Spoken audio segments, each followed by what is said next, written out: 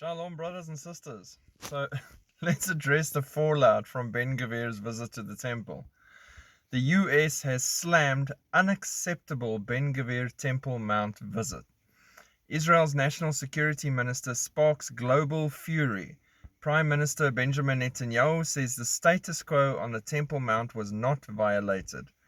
The Biden administration slammed it as unacceptable, and on Tuesday morning sparked global condemnation and created immediate friction between Israel's new government and the United States. The United States stands firmly for preservation of the historic status quo with respect to the holy sites in Jerusalem. We oppose any unilateral actions that undercut the historic status quo. They are unacceptable. U.S. State Department Ned Price.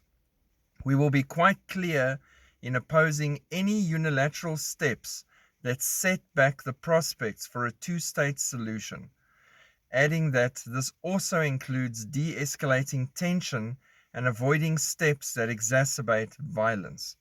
The Prime Minister's office said Netanyahu is committed to strictly maintaining the status quo, as it rejected a Hamas warning from the previous day that Ben Gvir's visit would be considered an act of war.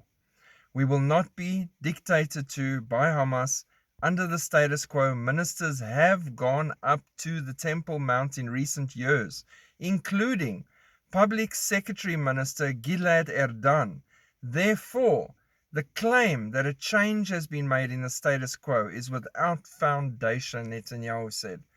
It is because it's Ben Gvir, and because he's such a revolutionary figure in Israel.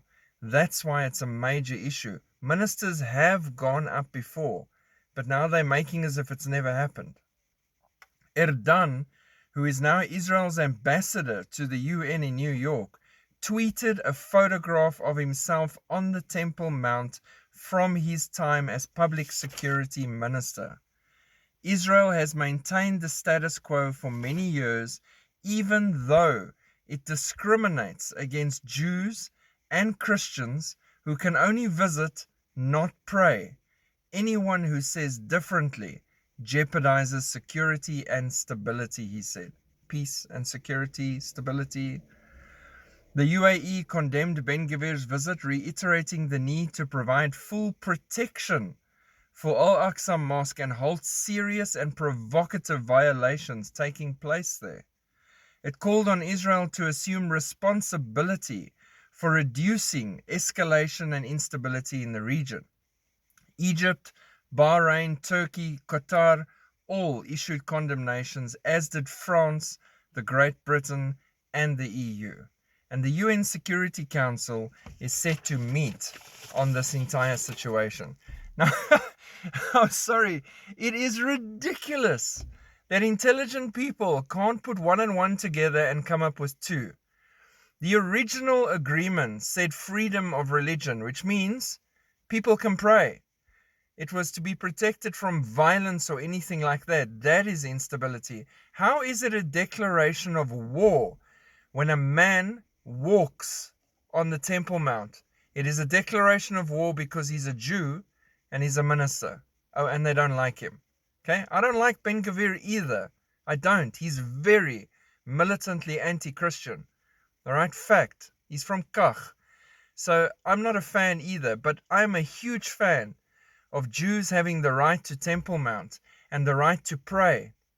Since when is a man walking an act of war? When is it an attack on their mosque when someone walks past?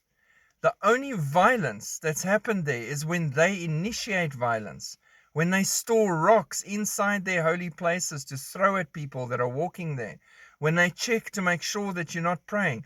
This is on a par with me with that woman in the UK who was arrested for praying silently outside an abortion clinic. Since when is prayer a declaration of war? Only when you're acknowledging that there's only one true God and you're afraid of its consequences. So because the Jews worship Yahweh, you're afraid that Yahweh might listen to those prayers and a temple might arrive, which, by the way, spoiler alert, is arriving really fast. But what the heck? How's the entire world up in arms because a man took a stroll through Temple Mount? This shows you the bias and anti-Israel sentiment. This is at levels where we saw it before.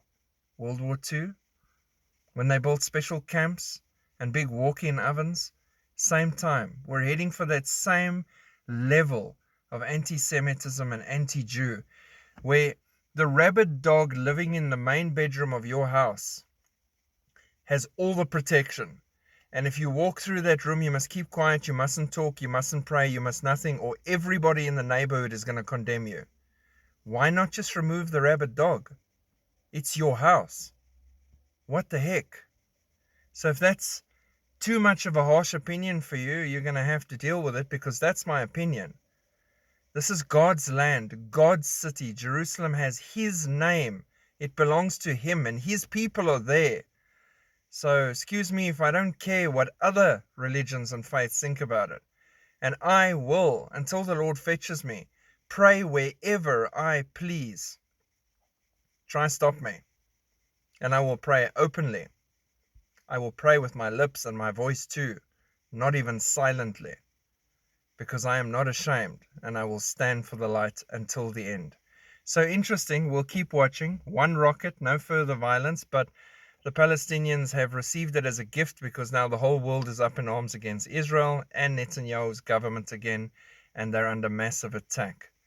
Unfortunately, this is a sign of the times, because they need an antichrist to come in and calm everybody and sign a peace treaty with these Jews and give them their temple and calm everybody else down very, very soon. We are going to be out of here, and I'm excited. But until then, I will pray for the peace of Jerusalem. I will pray for the Jews. I will pray for all of those that are lost, our family members and friends who are still blind, for each other.